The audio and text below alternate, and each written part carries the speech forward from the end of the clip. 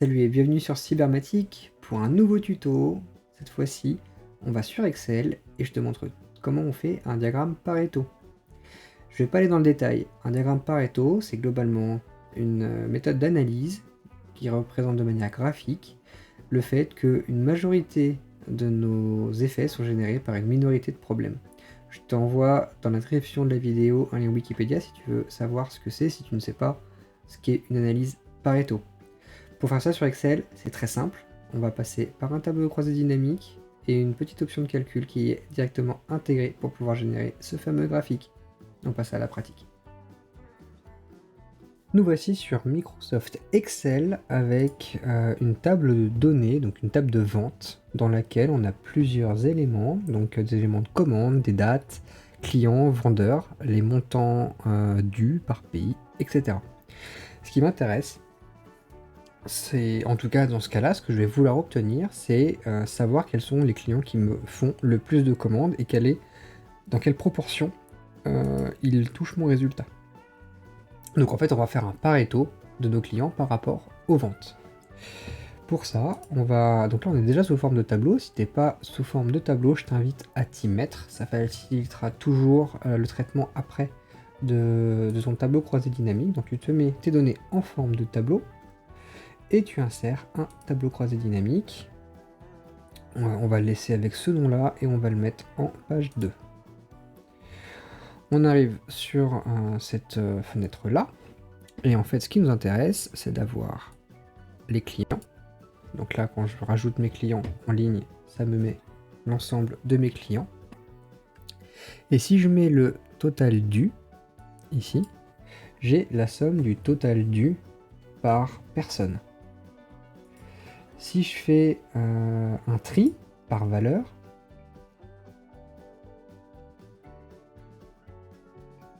donc ce que je vais faire, c'est que je vais rajouter un élément de calcul qui va me permettre de faire mon Pareto. Donc le Pareto, ça va être le pourcentage de cette somme-là divisé par le total, vraiment le total de mon tableau croisé dynamique, donc ça veut dire les quelques millions qui sont en bas. Donc sauf que ça, il faut que je le fasse pour toutes les cellules de calcul.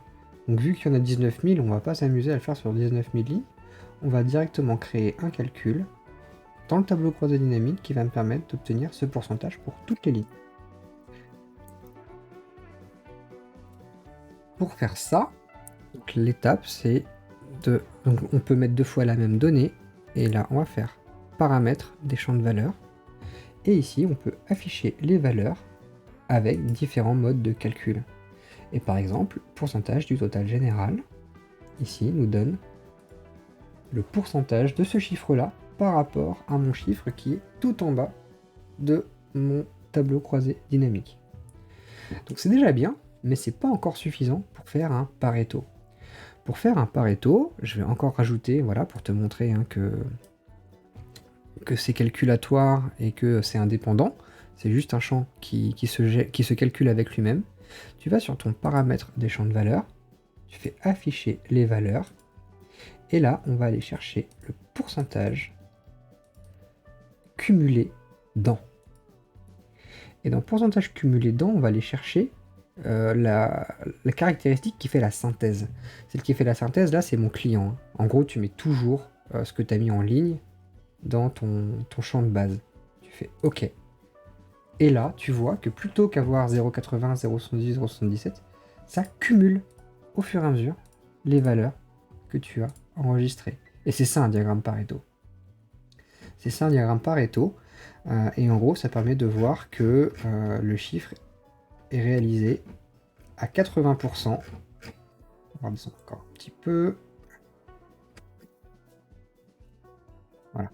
80% du chiffre d'affaires est généré par les 1500 clients, premiers clients de ma liste sur 19 000, tout en bas.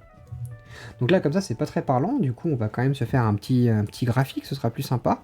Donc là, je vais supprimer, tu vois, les champs du tableau qui m'intéressent pas. Quand j'ai retiré mes deux champs du dessus, ça m'a remis en ordre alphabétique ma liste parce que j'ai dégagé le champ sur lequel j'avais un tri. Donc je vais refaire ce tri supplémentaire, descendant. par rapport à ma somme du total du numéro 3. Et donc là, j'ai reclassé mes données du plus gros au plus petit, mais en cumulé. Et ce tableau, après je fais insertion d'un graphique. Donc en général, le Pareto, il est sous cette forme-là, hein, ce sont des lignes. Et je peux du coup directement obtenir mon diagramme Pareto, qui me permet de voir que on a juste ces premiers clients-là qui me génèrent le maximum de mon chiffre d'affaires.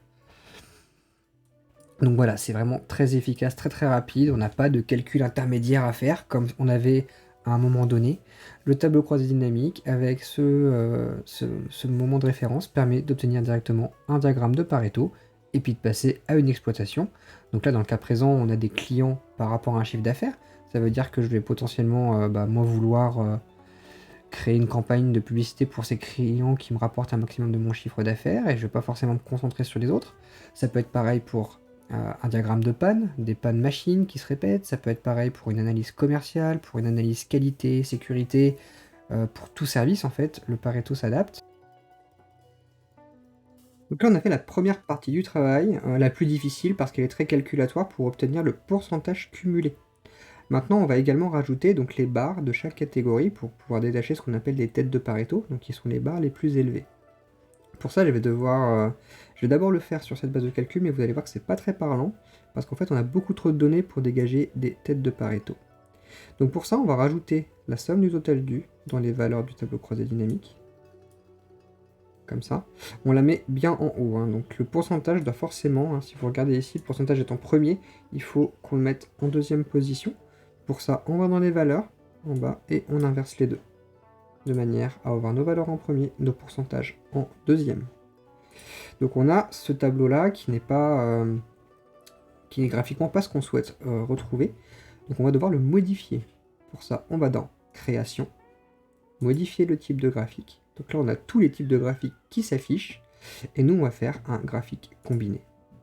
Ce graphique combiné, on va dire que le premier, c'est effectivement un histogramme, et que le deuxième, avec le total dû et donc les pourcentages, c'est une courbe.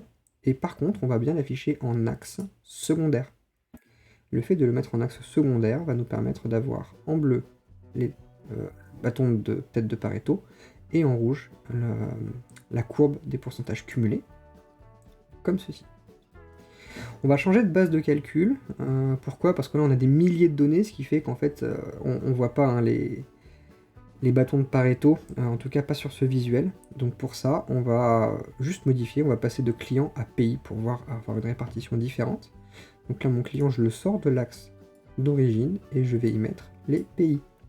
Donc là, tout de suite, on a des barres qui apparaissent par pays ou par zone de pays. Hein, pour les nordistes, tout ça, c'est des US. Et là, on a un problème, c'est que les pourcentages cumulés ne se calculent plus. Pour ça, on va devoir modifier notre base de calcul, paramètres de champ, afficher les valeurs, et donc on va changer cette base de client vers mes pays et zones. Et là, on a bien une courbe cumulée qui s'affiche. Dernière manipulation, on va devoir trier ces données de vente pour qu'elles soient de la plus grande à la plus petite. Donc pour ça, on va sur notre filtre de tableau croisé dynamique, option de tri supplémentaire. On le met en descendant par rapport aux sommes de total dû. Et on a automatiquement un bon Pareto descendant, donc avec toutes les cases qui sont affichées et une courbe montante avec les pourcentages. Donc on a vraiment l'essence même du Pareto avec et les têtes de Pareto visuelles, plus le pourcentage cumulé qui nous permet de voir clairement où est notre 80%. Voilà, c'est tout pour aujourd'hui, j'espère que ça t'a plu et que tu vas rapidement réussir à faire tes diagrammes Pareto. Si tu connaissais pas la méthode, hein, vraiment, je t'invite à l'utiliser, ça fait gagner du temps en se concentrant sur l'essentiel. Et aujourd'hui, voilà, je te donne les clés pour ne pas t'embêter à le calculer. Donc le calcul se fait très facilement avec le tableau croisé dynamique. Donc après, tu vas pouvoir taper la majorité de tes effets pour avoir le moins de problèmes possible et être efficace donc en agissant sur tes têtes de Pareto. Abonne-toi à la chaîne, c'est toujours super important pour moi de faire grossir ma communauté, et si tu actives la petite cloche, ça te permettrait de savoir quand les tutos sortent. Également, on est toujours Bref Creator, donc tu peux me soutenir par ce biais-là. Je te montrerai également bientôt comment on fait ça sur Power BI, donc reste connecté pour avoir ces informations-là bientôt. passe à la pratique, j'espère que tes prochains diagrammes Pareto seront faciles à faire avec la méthode que je t'ai donnée. Ciao!